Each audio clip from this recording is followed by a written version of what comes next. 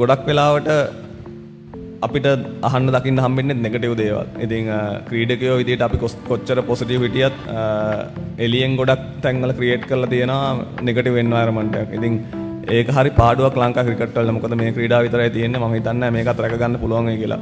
ඔයාට අද මැච් එක ඉවරලා යද්දි බලන්න පුළුවන් ඒ කී දෙනෙක්ගෙන් මෙහෙම මයික් අල්ලන් ඉන්නවද කියලා. සමහරට මේ බලලා නෙමේ අපිට සමහරලාට කට්ටිය එවනවා. ඉතින් ඇයි නෙගටිවිටි එක මෙච්චර පතුරවන්නේ? හරි වර්ල්ඩ් කප් එක පෙරදුනා අපි හේතු දන්නවා. අපිට කන්සර්න්ස් තියෙනවා හැමෝටම. ඒවා කතා කරලා හොඳ පැත්තට හරව ගන්නවට වැඩිය නෙගටිවිටි කියන එක සෑහෙන්න ඉස්සරහට ඇවිල්ලා තියෙනවා. ඉතින් මම හිතන්නේ අපි ක්‍රීඩා කරලා යයි.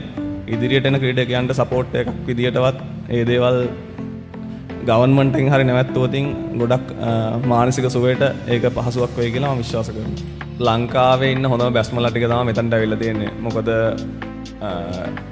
ඩොමෙස්ටික් එකට ගියොතින් ස්ට්‍රයික් රේට් හොඳ ඇබිලිටි එක තියෙන ප්ලේයර්ස්ලා තමයි පික් කරන්නේ. නැතුව මෙතන බලෙන් ඇවිල්ලා කවුරුත් ක්‍රිකට් ගහන්නේ නැහැ. ඉතින් අපිටත් ඕනේ රටට දෙයක් ලබා දෙන්න.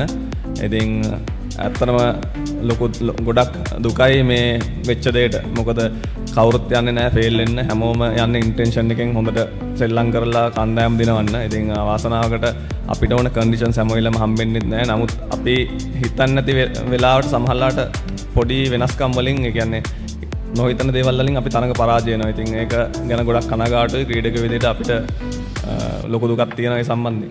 මේ තරඟය ගත්තොත් ගොඩක්ම වන් සයිඩඩ් ගේම් එකක් උනේ.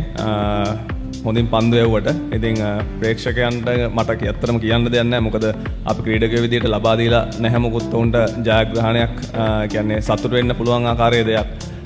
එක මැච් එකක් තියෙනවා. ඉතින් ටූර්නමන්ට් එක අඩුම තරමේ හොඳින් ඉවර කරන්නවත් නායකයෙක් විදිහට බලාපොරොත්තු වෙනවා.